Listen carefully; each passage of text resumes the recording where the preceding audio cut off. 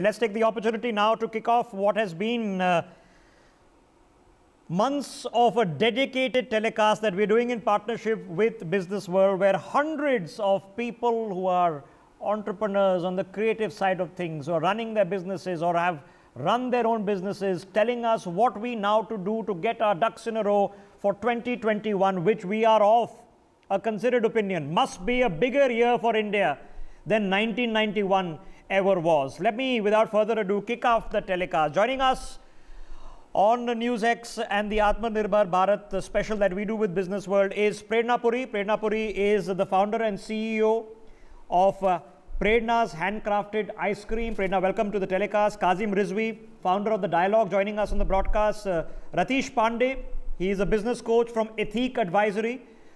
Maneet Gohil, founder and CEO of Lalten, returning to the broadcast with us after a few months. And as always, Dr. Anurag Batra, he is a chairman and editor-in-chief of Business World. He is looking hale and hearty, fit and fine. It's been great to see him now live with us, which he has been throughout, as he is now ending, hopefully, his stint with coronavirus. Dr. Batra, how are you feeling, sir? Feeling good, and I think the only thing it does is to fatigue you. And I think by God's grace, I had a very mild infection. But yes, it's still very tiring, and it doesn't let you focus on anything, because that nagging feeling of body pain kind of keeps coming back at you. But as you rightly said, I'm hopefully looking at being out of it in a couple of days. No, so take some rest. It is important. This broadcast also helps me stay focused and stay sane. Let me start this by asking our panelists. Let me start first by asking Maneet. Maneet, you have tried to make a difference to the ecosystem of, artisan, craftsmen. Do you think in the last 9 months have been very tough for them, and they've been able to, in some way, create a livelihood for them? And do you see in 2021 your business, and by corollary their business, will be better than what it was in 2021? Maneet, you'll have to switch on your video for you to be able to speak. If you're having video issues, let me bring in Kazim. Kazim, you worked in the policy space before you started your own think tank. Clearly, we are 30 days away from the budget. As an entrepreneur and as somebody who creates a dialogue between various stakeholders, what are the expectations that entrepreneurs and professionals have from the budget? Thank you, Dr. Batra, and I hope I am audible to all the stakeholders. Absolutely visible. Great. So basically 3 things I would like to start with: a lot of Indian tech new programs, modules, systems, procedures, which they are able to sell within the country as well as to external abroad stakeholders. Now, 3 things are important for the startup community. Number 1, they need policy certainty, and they need a lot of consumption to be generated within India. And that's something which we have seen that in 2020 that dipped a lot because of the fact that people weren't really spending their money. So we need to increase consumption in the country, and for that we have to create a viable market. Number 2 is we need a lot more investment than what we have right now. So of course, China is something which is out of the way. So you have other countries like the US, EU. We have to focus a lot more on them and look at having strategic partnership with these countries to be able to have a system where you can come up with bilateral treaties. And I think Boris Johnson is visiting India next month, supposed to be, hopefully. And we might see some MOUs being signed between the tech sectors and between the startups which are working in that space. So that's something which will be required more and more. So India needs a sort of a very easygoing, conducive policy environment for investors to start focusing and putting their money.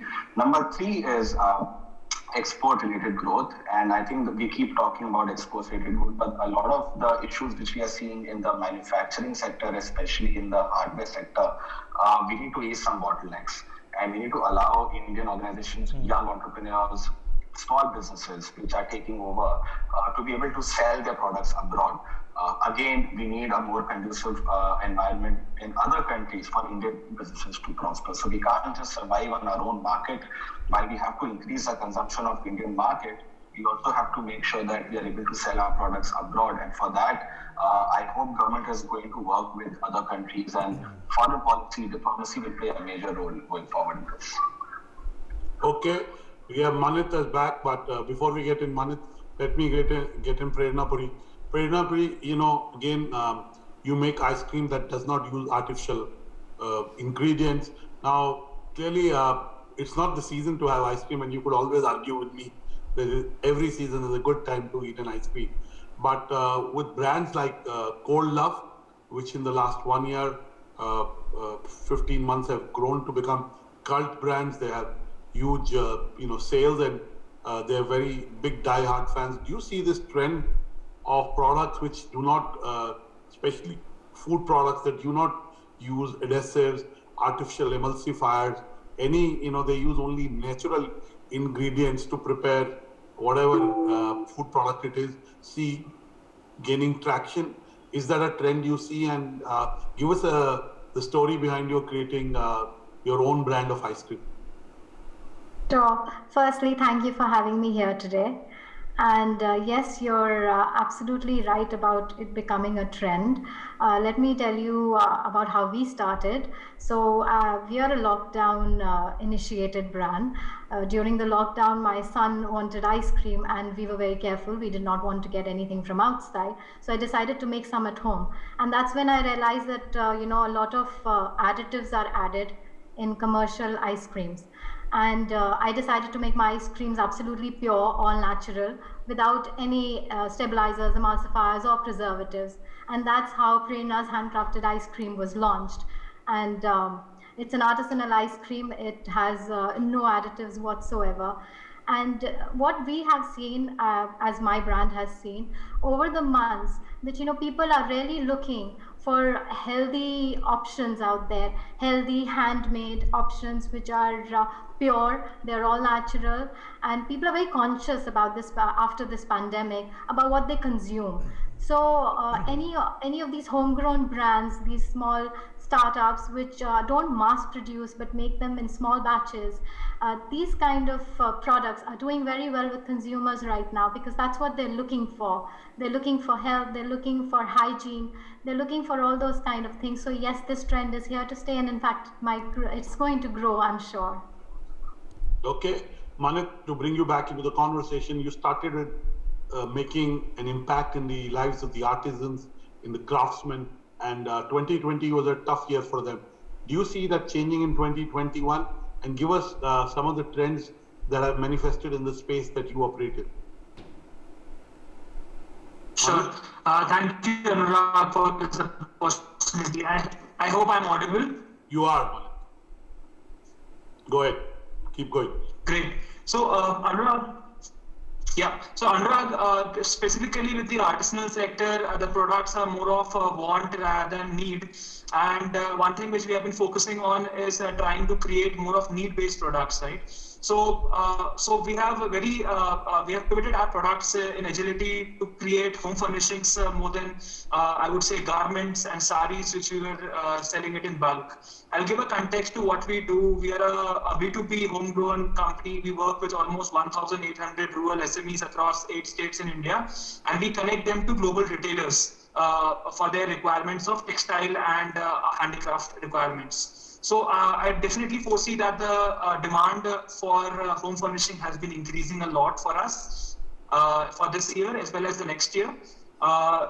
In fact, we would be doing 2.5x of our entire revenue of what we did last year, despite of COVID this year.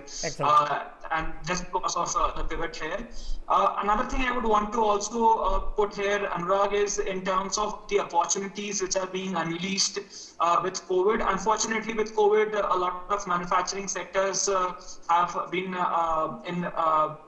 jeopardized. But with China being the global manufacturer for the world is now looking for more manufacturers above China. And I think Bangladesh has been doing a great job there. But being a small country, Bangladesh, India has a big potential. The only thing we would have to plug in there would be in terms of optimizing the right processes and creating the right quality, so that we can empower our SMEs and artisanal sectors to give productions for the global retail market. And definitely the retail market is doing much better than expected, actually. So the markets are open, people are on the streets. Online commerce has boomed a lot. Okay. Even the offline markets are right.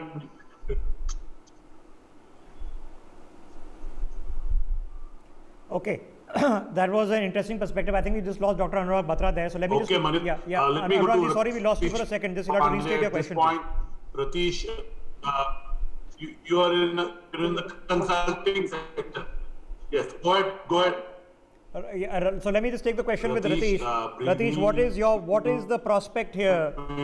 And can you help us understand that as a business coach dealing with businesses and the advisory that you run, what are your priority areas right now that you're dealing with people who approach you for help? Ratish ji. Great, thank you, and thank you for having me at this event. Really excited. So I think businesses that have come to me, and primarily I focus on MSMEs and startups.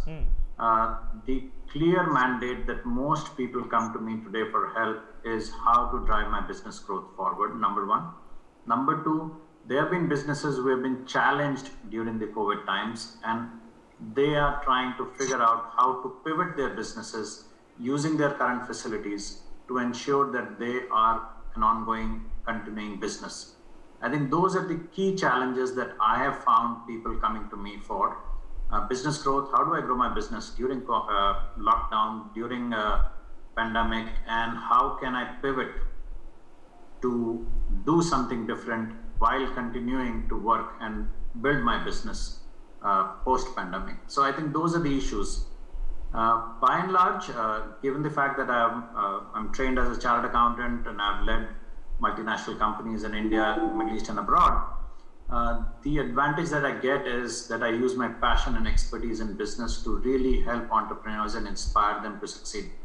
So really,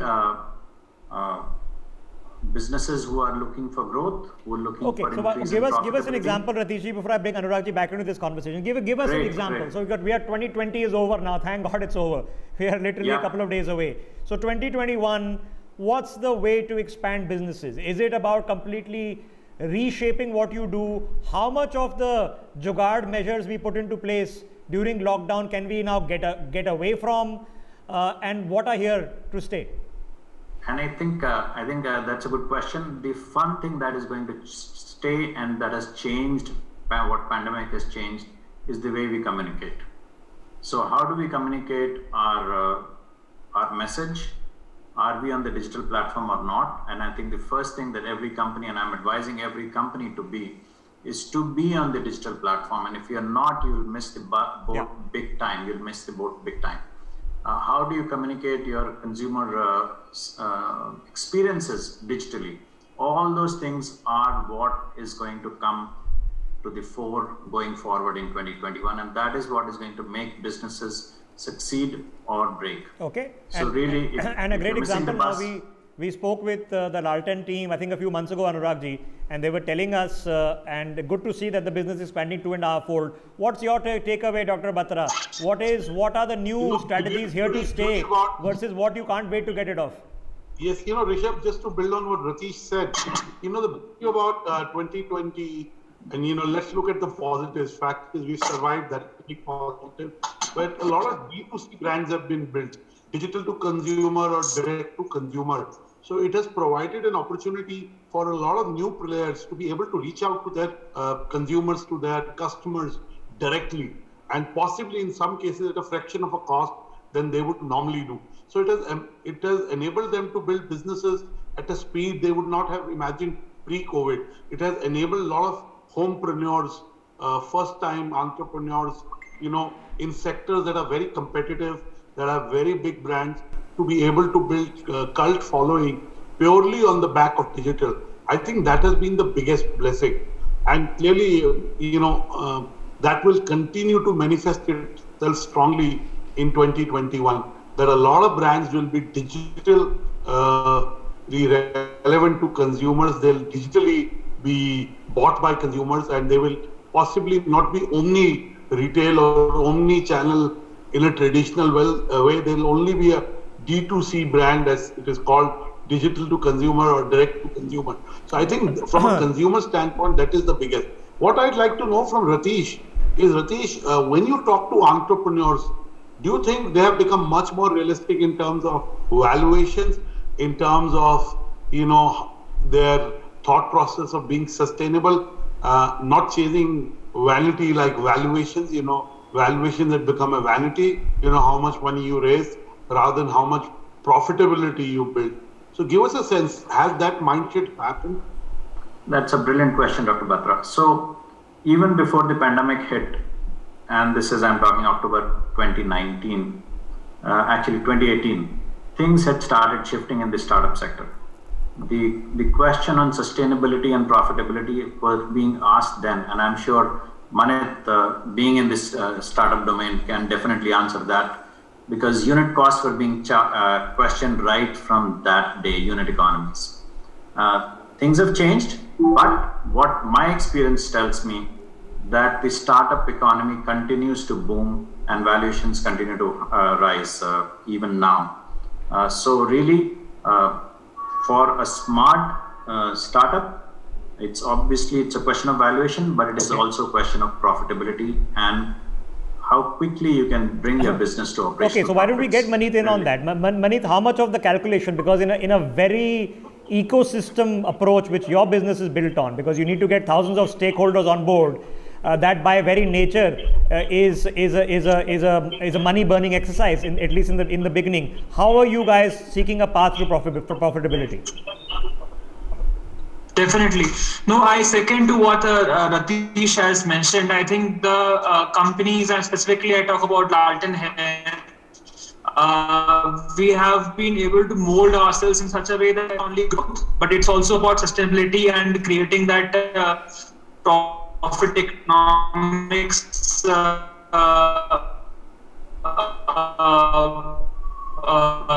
hair, right? When do we hit our break even?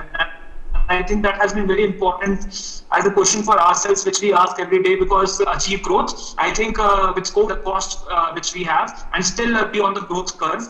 And I think I again second with Ratish in terms of the technology usage, which he did mention, because in the times of COVID, the world is moving online organically today. We do not need to put sellers or buyers on an inorganically on an internet medium, right? Because okay, so why did you quantify that for us? Quantify how many people are now approaching you versus you having to go them and convince them earlier to be on a platform. Has that flipped? Manit, if you can hear us? Sure, definitely. Yeah. Yes, I can hear you. Definitely.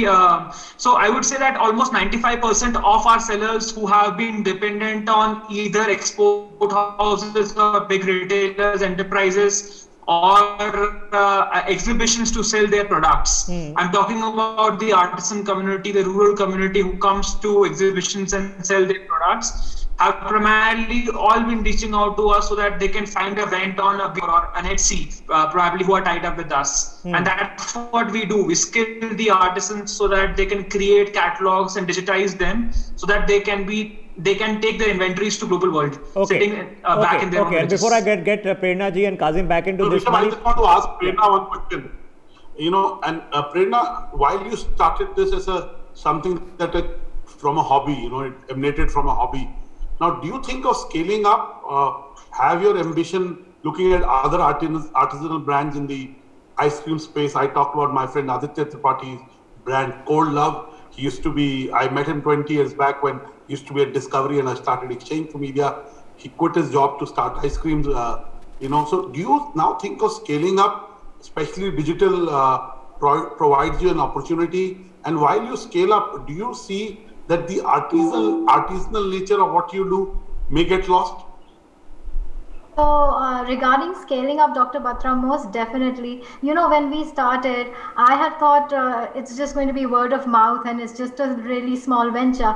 But then because of the phenomenal response that we received, we decided to convert it into a professional brand. And now from being present into many premium grocery store chains in Delhi, we have expanded to Mumbai and Nature's Basket and to Pune as well. And from our presence on social media and all the digital platforms, we are also getting a lot of inquiries for franchises. So people are wanting to open our stores in Pan India, and we are very excited to see that. So we really do want to scale up, and that's the next step for us, to have a Pan India presence. Okay, looking forward to have a Prerna's handcrafted ice cream in Vienna shortly. I need to take a break for a minute. We are back.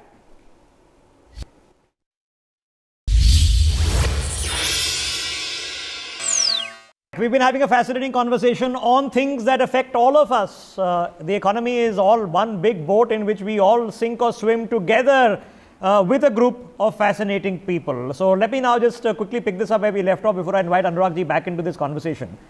Prerna Puri, so where can, you've already mentioned Nature's Basket. So where can we buy Prerna's handcrafted ice cream? Can we go online? Can we go on an aggregator? Do I have to go to the shop? Where can I get it? And what are the flavors you are recommending? You can get our ice creams from all premium grocery store chains in Delhi, NCR and in Mumbai, Pune. You can also order it online from their websites like Modern Bazaar's website or Nature's Basket website. Okay. We do direct deliveries, and that's what we're doing right now. Sorry, we lost you. Do you do direct deliveries or not? Prerna ji, do you do the direct deliveries or not? Yes, we do direct deliveries. And what is a must-try flavor? All the flavors that we are retailing right now are must-tries. Though we get very, very good feedback on our chocolates, coconut and coffee flavors. Okay, chocolate, coconut and coffee from Prerna's handcrafted ice cream. Just to pick up where Anurag was asking you, when you decided to shift from making this at home for your family to turning this into a business and then deal with supply chains and in your case I'm assuming cold chains as well, what were the lessons learned there? Was it a challenge for somebody else making stuff at home? Maybe they can learn from you. So because we started during the pandemic, the biggest challenge that we faced was initial starting points, like even simply putting a team together because it was COVID times. Even getting things like packaging material, that was also very difficult for us to get machines, because we couldn't use the regular machines that we used for making ice creams because our recipe is different. So we had to get them customized, and that was very tough during the pandemic. And now slowly, as things are opening up and everything is becoming a little more easier, now of course things are on track. But as when we started, yes, things were quite difficult. Okay, so what would your advice be to people a lot of people who are, who are chefs or like cooking at home and, are now starting their delivery or services of food? At what point of time do you need to start worrying about, an FSSAI license and stuff like that? What would your advice to be for people doing similar kinds of thing at home? I would say perseverance. They need to really just persevere. And after that, it's people, the buyer out there has really opened up to people like us who are starting things from their home, who are making very pure natural things. The consumer has really opened up to that, and they really want to try things like that. It's not just big chains that they want to go after. Okay, so the market is there and who knows what could happen. Kazim, just for our viewers watching, can you help us understand, give us an introduction to the dialogue, please? Thank you so much. So the Dialogue is a tech policy focused think tank working in the public policy space, and we drive discussions, research around key public policy areas. We are focused a lot on tech, but we are also looking to diversify into other areas such as security, economy, development issues, as well as strategic affairs. So we are a think tank based out of Delhi, and we come up with research and we drive discourses. We also engage with government and various policy stakeholders to help a progressive policy. Okay, which is what you've seen is the greatest area of interest, because it's tech policy in which we are in a very nascent stage. It's a very large important thing. We are still in the process of getting our laws worked out. Forget the subtleties of them. Where do you see a lot of energy and momentum, curiosity, excitement happening, which is driving you guys to put more effort into that area? Where do you see it happening?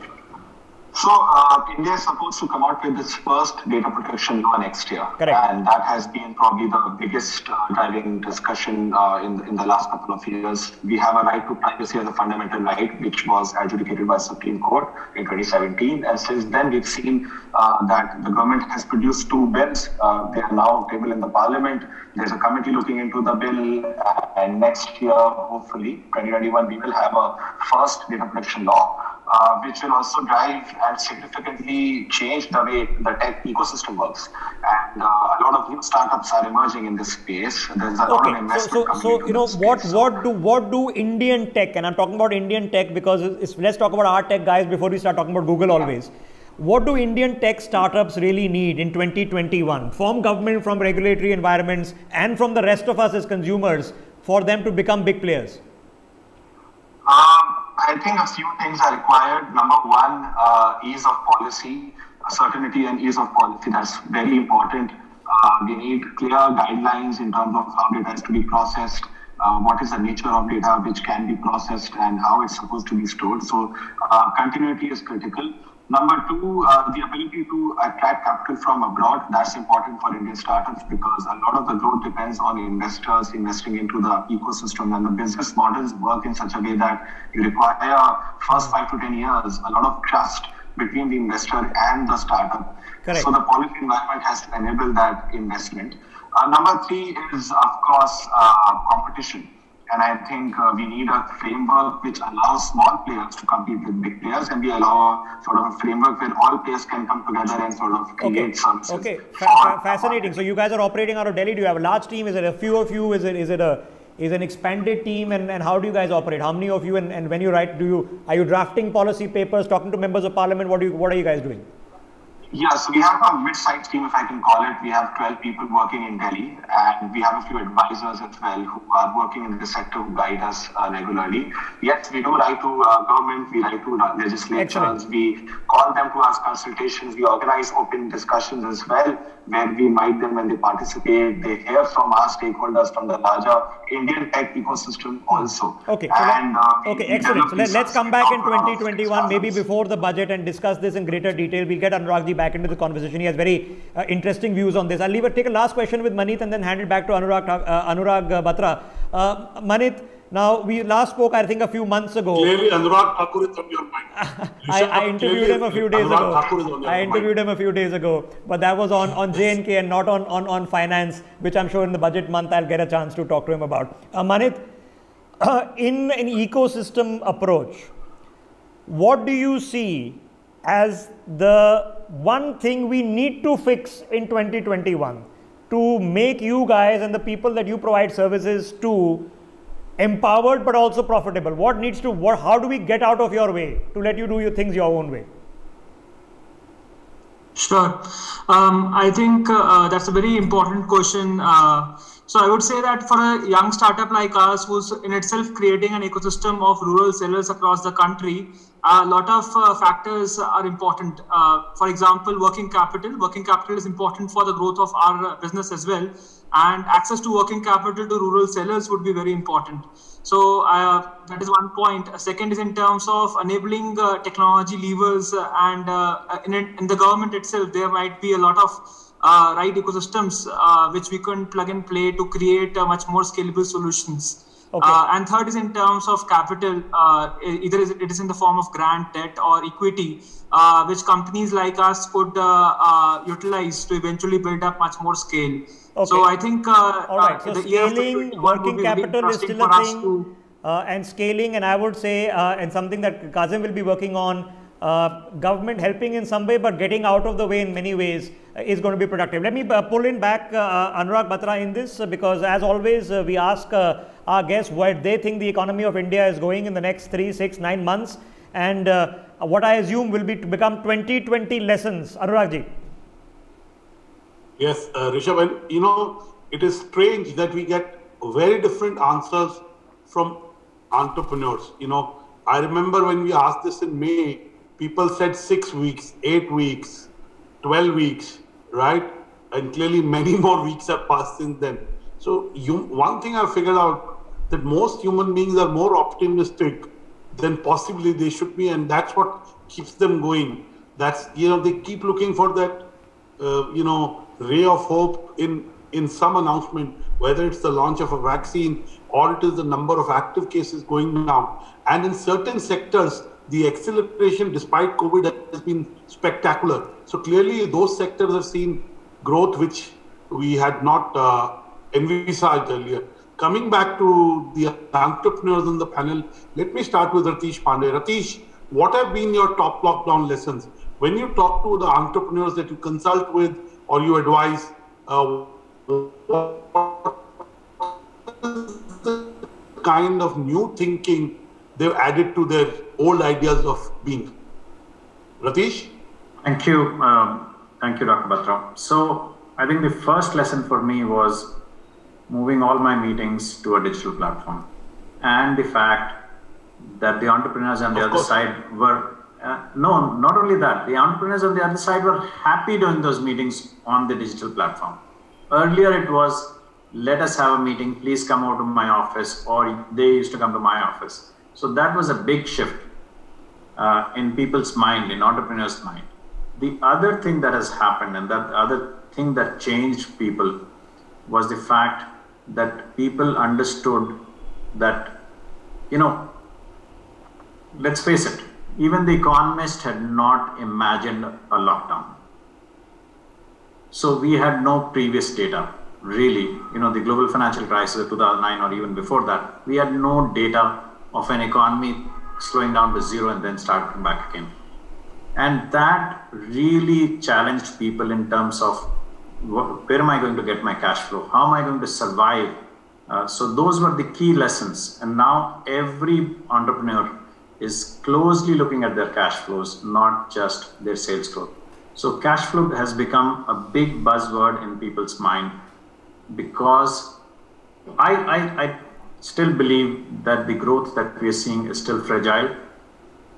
Any one strain can put the economy on a stumble and things like that. So I still believe we're still in a fragile mode. Probably next 6 months, my conversation would be different, that yes, we've passed and everything is behind us, but I still believe growth is fragile and we just need to take care of it and watch carefully.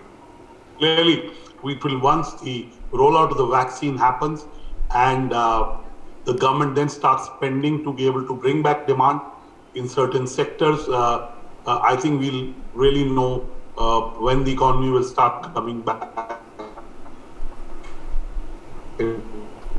Radhiji, what Anurag is asking, when do you suspect the economy will be back? 3 months, 6 months, 9 months, 1 year? I would say 6 months.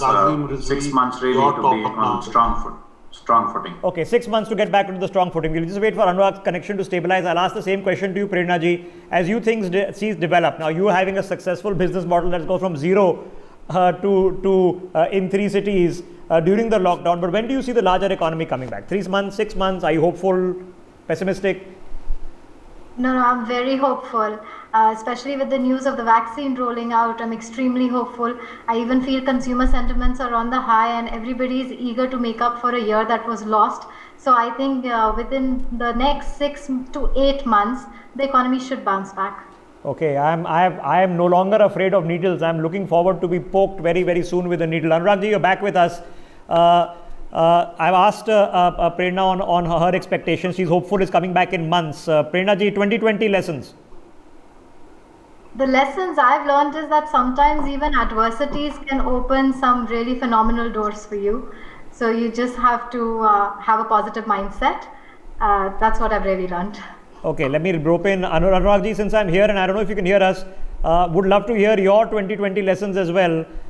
Coming to a conclusion at the end of the year, but before that, let me rope in Kazim. Kazim, what's your best hope? 3 months, 6 months is going to take longer. Will you be surprised?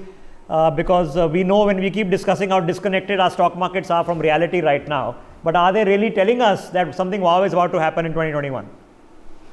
I think it's going to take at least a year or probably more, a year and a half for us, maybe 2 years also, to really get back to pre-COVID levels. It will be a gradual level of rise. It won't just shoot up because there's a major lag which happened in 2020, which is, I think, a 6 month of lack in consumption and lack in production also. It's not like the people didn't have money. So there is a there is a point which had to be made is that people do have money, but they didn't find a way to spend it. So the spending went down, and when the spending goes down, the consumption goes down, and then there is no demand. And when there is no demand, there is no production, and you're not earning income. Now that process is coming back. I think we're at 50-60% of demand what was pre-COVID levels.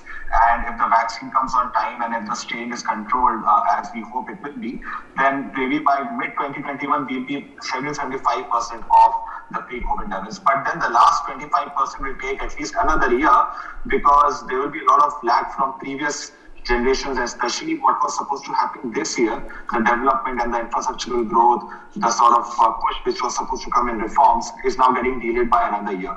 So I think we have to be cautiously optimistic. So a year and a half before we are back to zero, you say, and then we start again from there. Year and a half to get back to zero. Lockdown lessons or 2020 lessons, Kazim Rizvi. What have been your lessons? What have you learned this year?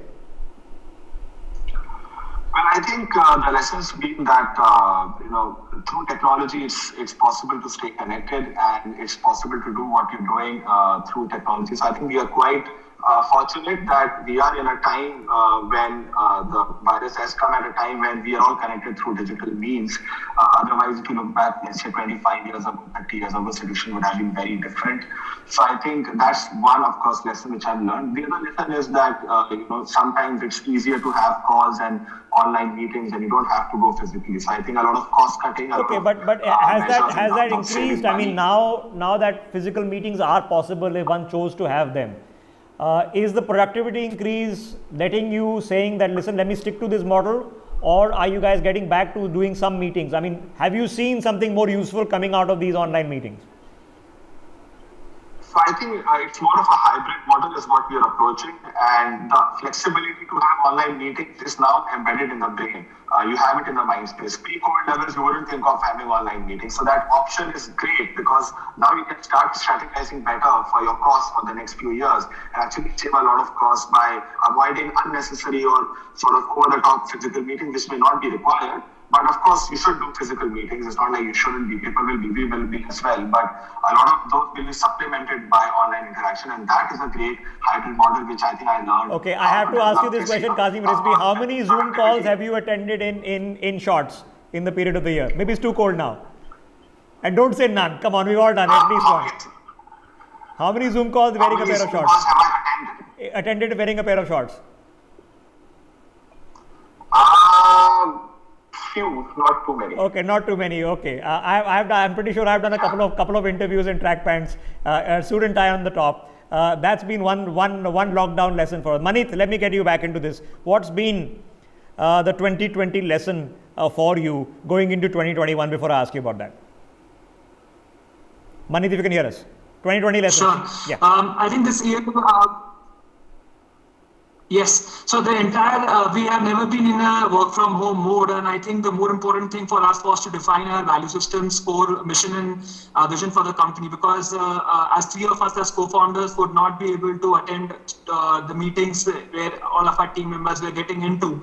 And as we have raised some capital, we have grown our team by almost 70% of the people whom I have never seen in person actually. So I think it was very important to create those value systems and create that sense of motivation among the team. And I think, as I said, the market has performed really better than what it was expected actually. And us Indians, we do not like to sit, right? So I think the markets, unfortunately, have opened much sooner. And I foresee that in the next 6 to 9 months, we'll be back to what we were, and with a much more resilient approach and a much more powerful approach. With better technologies and systems. Okay, before I run out of time, let me ask you the obvious question.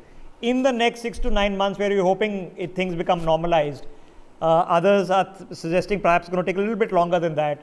What will have fundamentally changed? Now, we talk about, Ratish ji has just told us that, look, being on digital interaction, digital communication, that is a fundamental change that's going to stay with us. You're right. For the first time in my life, I have hired people who I have never met, have never come to our studios, have never been to our office building, and yet they've been working with us for several months successfully. What are the fundamental changes here to stay? Manith?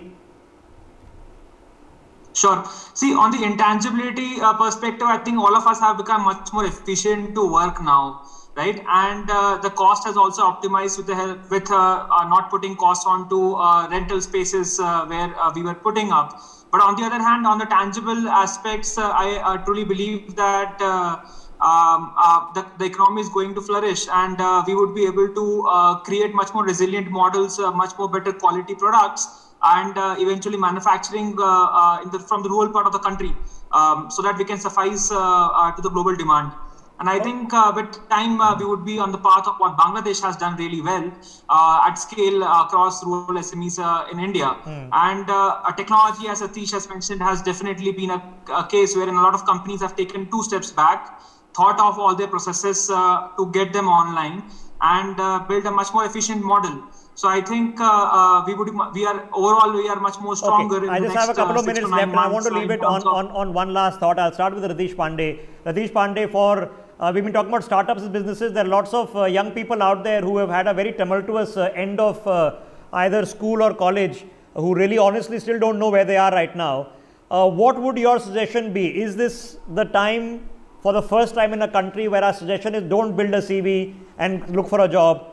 Can we finally tell young people in this country, get out of college and start a company? Sure, but whenever people come to me with startup ideas, my simple question to them is, what's the problem you're trying to solve? Is that an idea that has a market, and what is the size of that market? If you've answered those 3 questions well, and you believe that the size of the market is good enough, you should jump at it. Okay, same question to you, Prerna ji. Why are you telling the kids when they graduate, should they be building up their CVs or trying to think of themselves as entrepreneurs? I think they can do both or either. They can decide if they want to study, or they can decide if they want to open their own startups. I think the time has come where startups are something which are really this is the new thing. It's it's not which is impossible anymore. This is the future now. Any idea which is out there can be converted into a business, and there is a market for it. We can all coexist. Every brand can coexist. So I think the time has come where a student can straight away start a startup. Okay, same last question to you, Maneet. Same thought to you. To young people out there coming out of colleges, it's a difficult job environment out there. Should they be using this to their advantage and coming up with ideas and then calling up Mr. Pandey and answering his 3 questions? Maneet. Yes, I think there's no second thought to it. Definitely, I think there's a bigger opportunity which has unleashed with COVID, and I think it's a bigger market opportunity for the global world from India as well. And I think each and every of the student who is getting out of college, not being able to place, I think they definitely get to do something or the other from entrepreneurship and create solutions of the problems they face in their own. Okay, last thought, Kazim Rizvi, to young people out there who had a very tumultuous year, probably still can't figure out, because the entire logic of graduating in May and going to a placement cell or giving an entrance has been badly disrupted. Should they be looking this as an opportunity to do something out of the box? Absolutely, why not? And I think the younger they are, the higher the chance of succeeding, because, as you get older and you get comfortable, then you always be like, what if I had tried when I was younger? So I think when when you have nothing to lose, then just go for it. And if it works out, great. If it doesn't, you'll be back to square one where you are still. So I think it's definitely worth a try. And a lot of the successful startups actually happen by accident.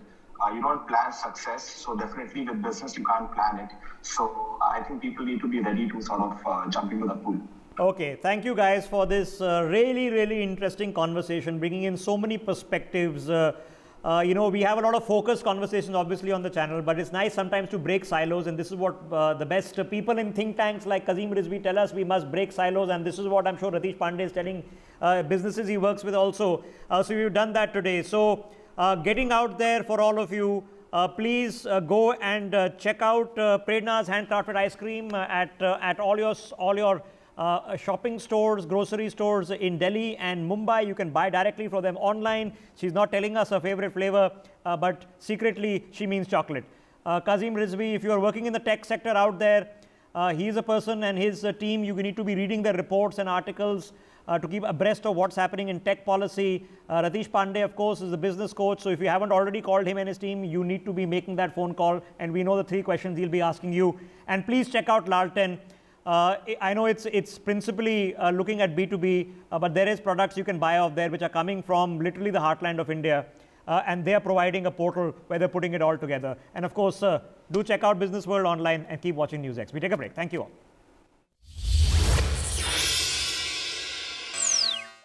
For more such videos, subscribe to the NewsX YouTube channel, hit the bell icon.